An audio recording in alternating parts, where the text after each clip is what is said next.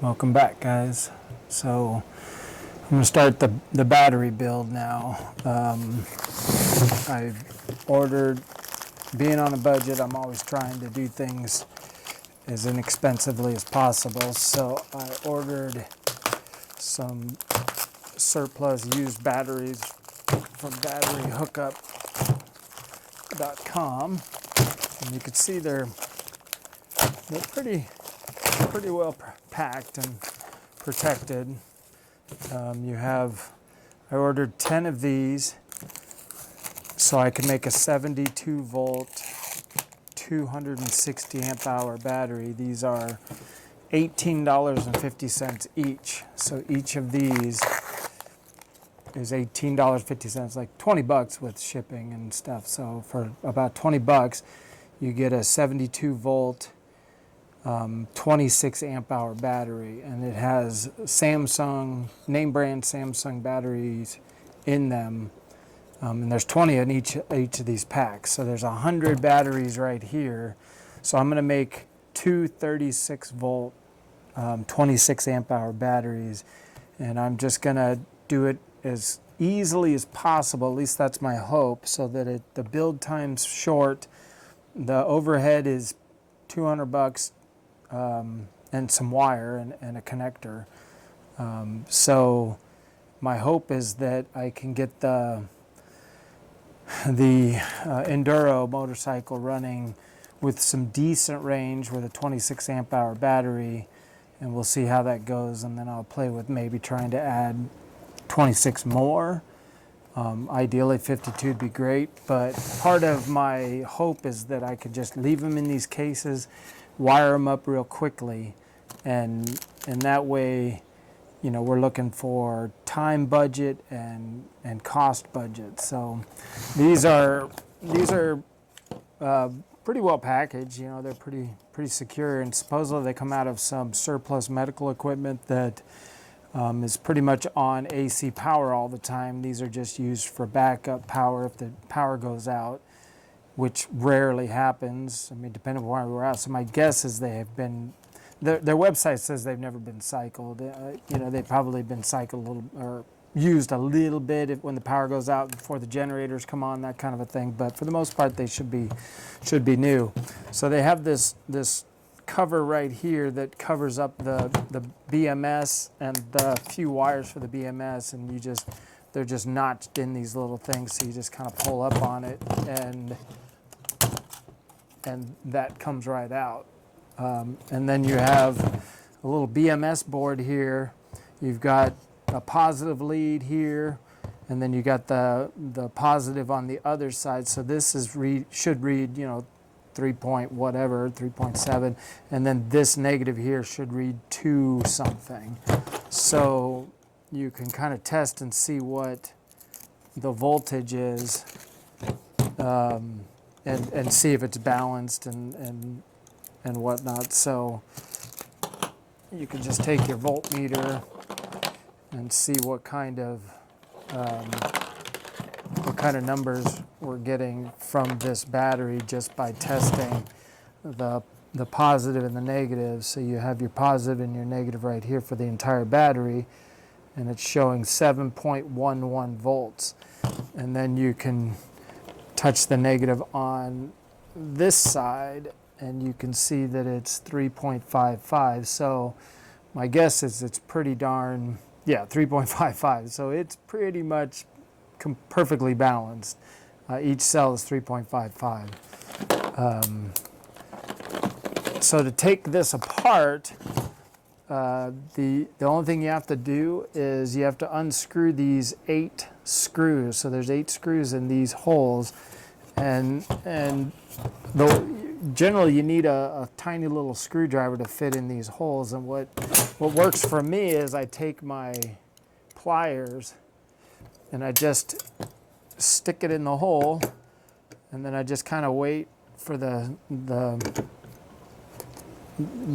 Phillips head screwdriver to rest on that screw. You put some pressure on it, and then you should be able to just turn it kind of gradually in the beginning. I've stripped out so many screws that it just makes me nervous, so I tend to to go pretty slow for the first couple of turns, and then you can feel that it loosens up and you're fine.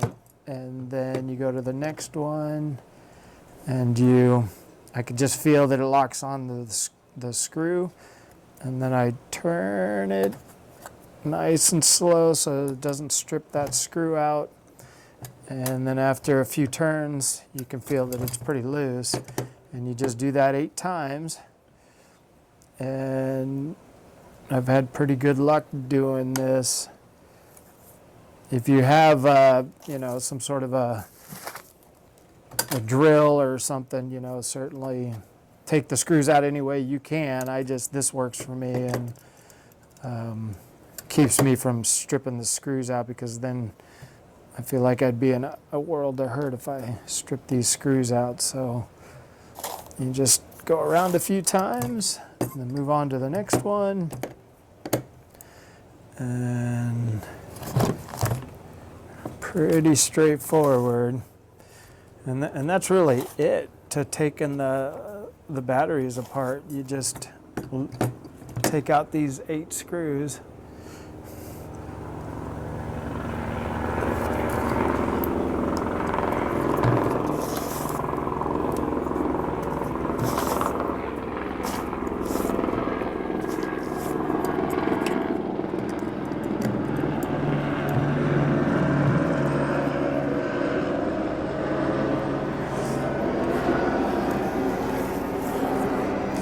Like I said, I like doing it this way because the wrench actually supplies the weight. And so you just kind of let the weight of the wrench do the work for you.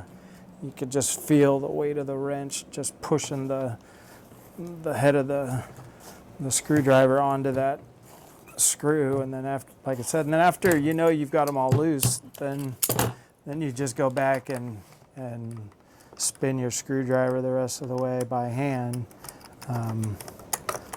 And you just do that 8 times.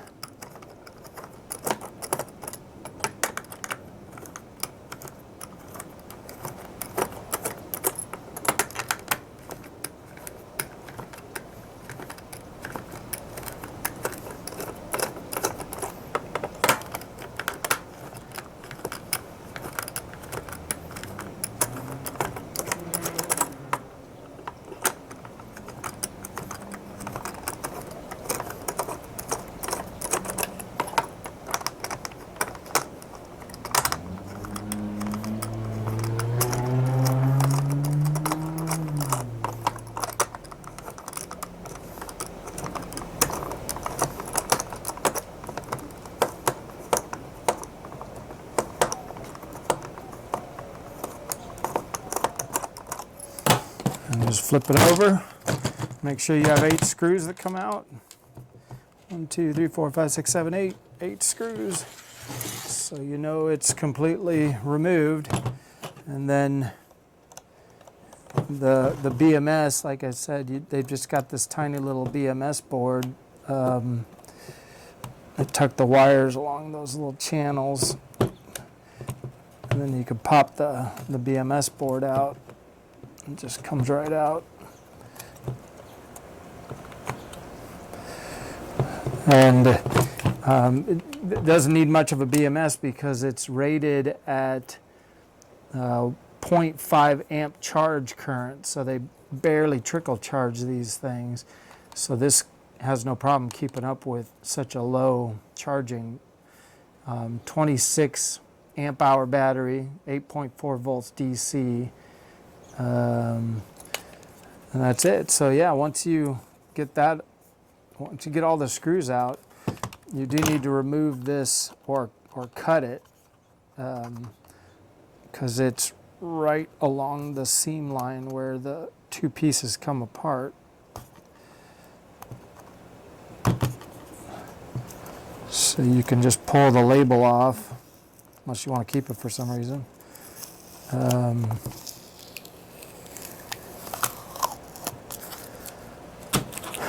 And then the 2 pieces come apart. Depending upon what you're going to do, I'm not using this BMS board, so I'm fine cutting these.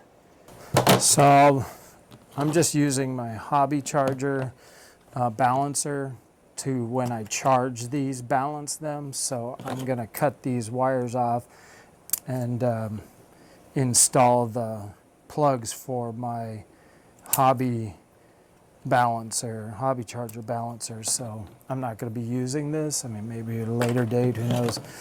So once you cut those wires, you could see these just slide through those holes, so you could just pull this right off, and then you could see the batteries. And if you look at the batteries, you see they are Samsung ICR 18650-26JM. Samsung, and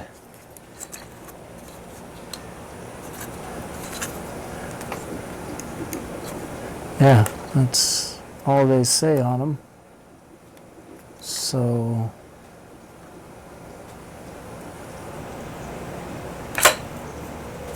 that's it.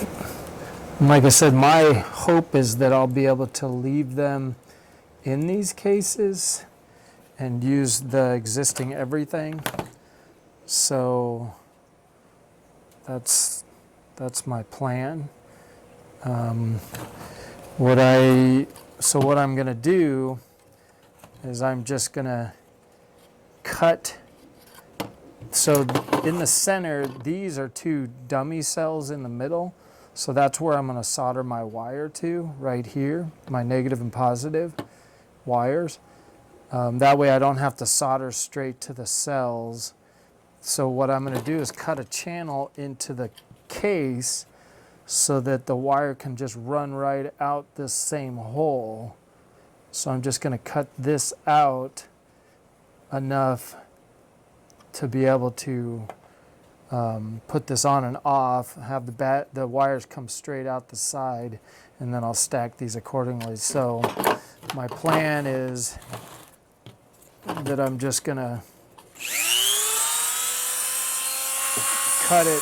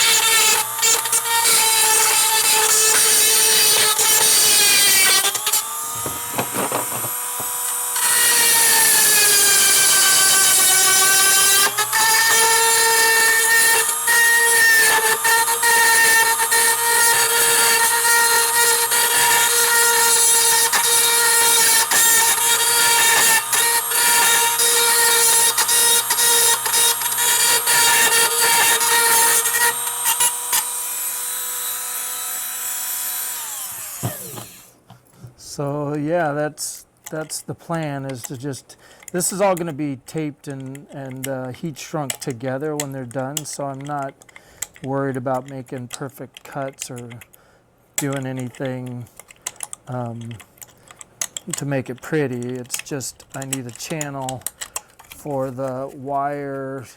The solder and the wires will be along here, sticking out this way, and I want to be able to solder them all together without this on it. So I needed to cut this all the way through so that the wire will just come through this way.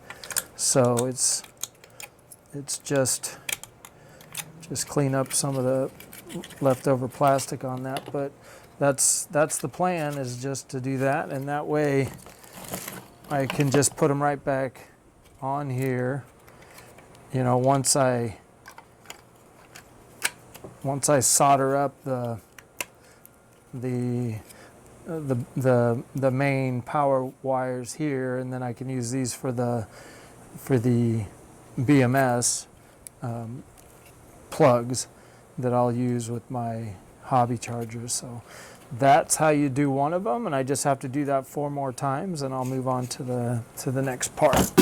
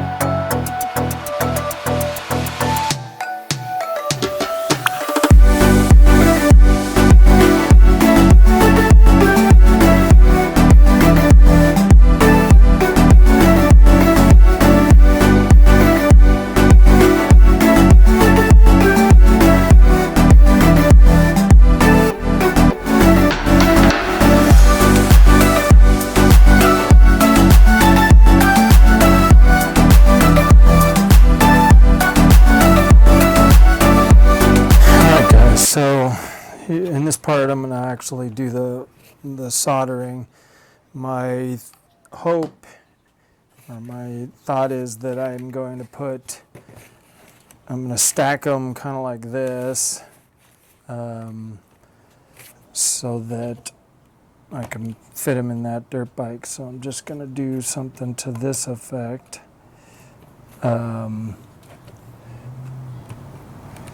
And then I'll build the other one for the other side that'll be right here, and both of those will go in the dirt bike. So basically I'm going to have my main positive lead coming off of here, and this will be the balancing wire for the positive lead. And then this goes to negative, that goes to positive. So this will be my first BMS wire right here. And then you've got your positive, negative. So you got your negative here. So this will be the number 2 BMS wire. And then, so I'm going to have the main power wire coming off of here. I'm going to jump this to the positive over here. And then this one I'm just going to cut off because I don't need it, because this will be the number 3 BMS. And this will be the number 4 BMS right here. And then I'm going to jumper this up to the positive over here, and then and so we won't need this one either, and this will be the number 4 BMS, and this will be the number 5 BMS. So that's half of the BMS. And then you've got so you've got the main power going from here to here. And then you've got this jumpering over to here. And then you've got 1, 2, 3, 4, 5. Oh, but you also have to have the main power coming off of the second group. So it's kind of weird. Anyway, I'll show you as I film it. But the big things, I'm going to do the main big wiring first and make sure I have these out, and then I'll tape them up, put them all together, and then I'll do all the BMS. So right now we're going to do the main power wires. Positive coming out to the plug, negative bouncing over to positive, negative bouncing over to the positive, negative bouncing over to the positive, negative bouncing to the positive, and then negative going to this. So that's what I'm going to do right now. I'm going to solder all that up, and then make sure that I've got the BMS exposed, because I'm going to kind of tape as I go, because I don't want any magic smoke. So yeah, we'll do that, and then so the biggest thing is trying not to short anything out, because unfortunately when you expose the connectors, that's all exposed and can be bad. So you just need to be extra careful when you have that exposed.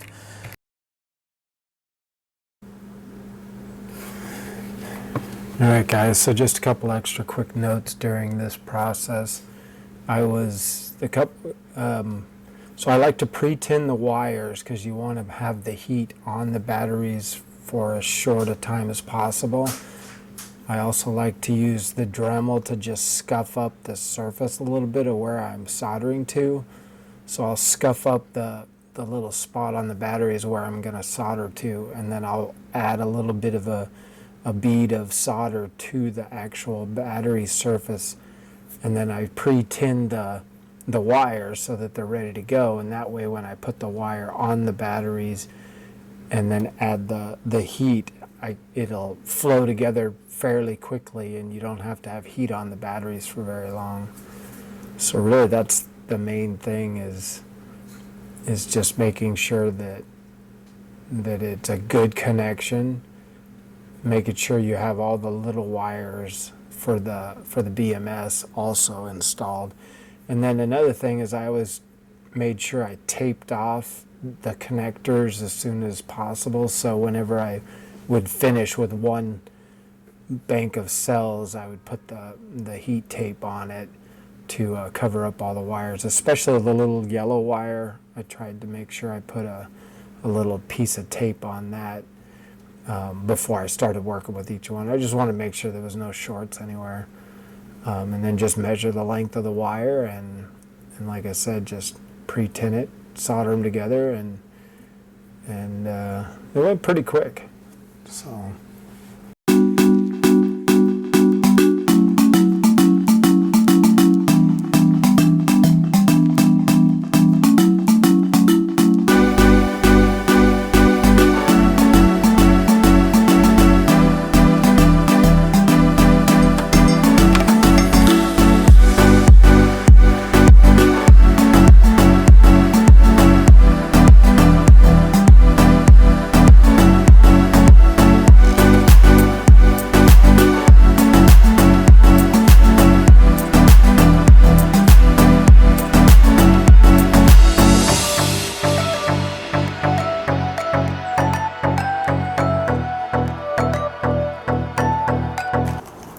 So we're getting close to being done with this battery. So as you just watched, I soldered up all the main power leads, and you can see that it's showing 35.5 volts. So we know we soldered everything right. So the only thing left to do now is do the BMS. And you know, sometimes you get a little scary about BMS or about how that works out. This is an old battery that it's kind of puffed, and some of the cells have gone bad. So I'm just going to steal the BMS off of this. I've been actually taking cells, the good cells, out of here and adding them to other batteries that I have, but I won't be using, you could tell that some of these are puffed and some of them are fine. So anyway, I'll still probably use some of these cells, but I'm going to take the BMS off of this. I'm going to take this connector off of this and put it. I'm going to put these connectors on this. This was a 10S pack. This is a 10S pack. So I'm going to put these connectors on this. So the first thing to do is to cut them off of this old battery, and then in a lot of cases I'm going to have to lengthen the wire to be able to, for it to be able to fit.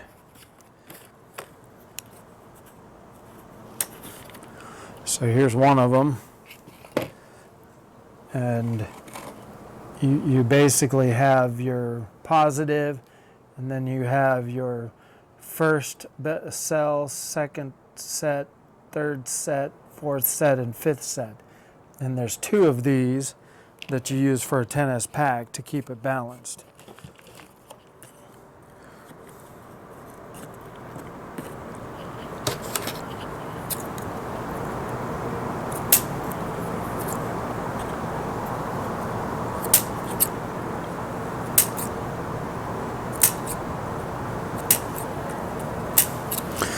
So I'm going to use these 2, both the same. We're going to add that to this, and then I'm going to be able to balance this as I charge it every time, and we'll see how that works out. So, so really, you just take your time and you make sure that you get each of these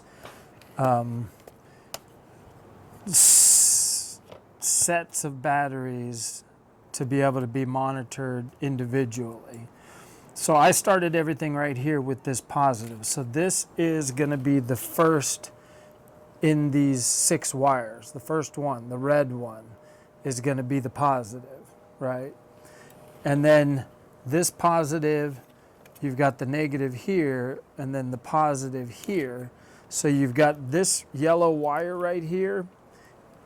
This is connected to the positive on the second battery. So if I check the voltage from here to here, it's going to be just this battery. So that is wire number 1 next to the red. So that's going to go here because it monitors this first battery. The second battery is right here. So this black wire that I soldered on here is number 2, well, number 3 if you include the red. But the red is the starting point, the positive off of the starting point. So here's the first battery. The second battery, this blue one, is going to be soldered to this black wire here to monitor the second battery. The third battery right here is monitored by this yellow one. So this is number 3 of the 5 batteries. And then the next one right here is this one. So this is number 4 of the 5 batteries in the first plug.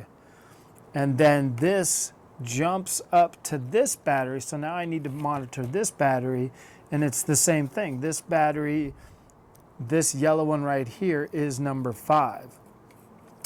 But this one also is the power for the second set.